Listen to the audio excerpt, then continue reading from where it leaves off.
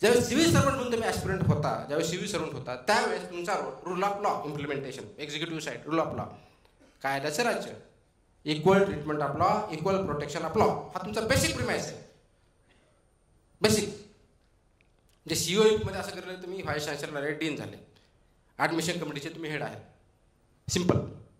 What is your job as per the merit जे असेल त्यांनाच मी ॲडमिशन दिलं पाहिजे. म्हटलं कुणाला तरी वाटलं माझा नातेवाईकांना त्याला घुसळलं नाही पाहिजे. This is rule of law, this is democracy. हा लॉ येतो कशातून?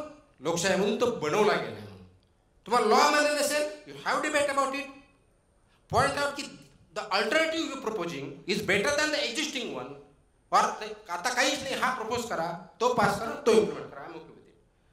No law can be perfect because society is so diverse, it cannot be perfect, I understand.